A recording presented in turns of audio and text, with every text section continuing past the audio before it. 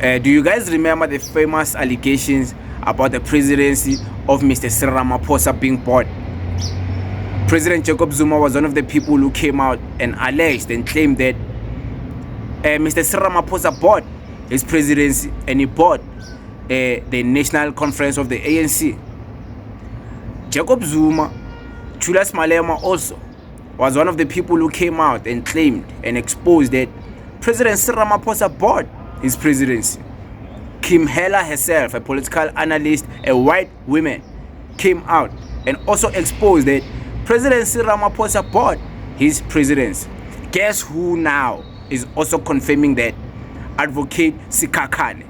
Advocate Sikhakhane is also confirming, and he is even saying it's a matter of fact that President Ramaphosa bought his presidency.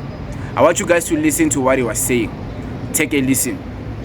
That we can know whose outcomes and leadership were determined by money in 2017. There's no doubt about that. So money bought this ANC. Money got this leadership where it is, and all of those who joined it. But capital funding Cyril Ramaphosa brought the ANC where it is. There's no doubt about that. And that has ideological implications about the nature and character of the ANC and what it can do for society. And what it can do for society has to be aligned with those who funded its trip to this point, this political precipice. And I think from here onwards, we're going to see another selling out. We're going to see another 30 years of those who benefit from this system, trying to maintain it. You just heard Advocate Sikhakhane exposing and confirming and not denying his confirmation. He's saying it's a matter of fact that everyone knows President Ramaphosa bought his presidency. It didn't just end it like any other leader. He wasn't elected by the people and put there as a leader. The media helped him to create a notion in people's head that this guy is the savior, and the previous president Jacob Zuma was the enemy, was the villain. Let's look at the presidency of Mr. Ramaphosa. Let's first look at what he did for the ANC. What he did for the ANC, he created divisions within the ANC.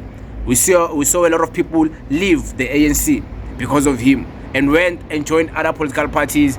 We've seen President Jacob Zuma being disrespected as the former president of the ANC, not given that credit of respect as the former president of South Africa because of the presidency of Cyril Ramaphosa. We've seen the former president Jacob Zuma being mistreated by the court, by the state, and taken to jail unlawfully by the presidency of Mr. Cyril Ramaphosa. Okay, let's look at socially. Unemployment rate has skyrocketed. Youth unemployment rate has skyrocketed. There's no employment. There's no jobs. There's nothing. Don't let anyone lie to you. There's no jobs. People are unemployed. They don't have a way forward. They are hopeless. They are not even hopeful. So, crime has increased. Yeah, you want to blame the EFF for open borders. The EFF is not the government. The government is the ANC. So the borders are not intact. The borders are not being checked. They are open in the government of Mr. Ramaphosa. And foreigners are coming in illegal in the government of Mr. Ramaphosa. In the government of Mr. Ramaphosa, you see that white people are being put in the pedestal before black people. In the government of Mr. Ramaphosa, we see the mission and the liberation of the former heroes of black liberation movement being disrespected. In the government of Mr. Ramaphosa, we see people who were previously responsible for apartheid being the current leaders of this new cabinet government. In the government of Mr. Ramaphosa, We can say a lot about it, and a lot of it won't be positive. It will all be negative. I swear. You can think for yourself. What has Mr. Ramaphosa done? What has he done? Nothing. Nothing.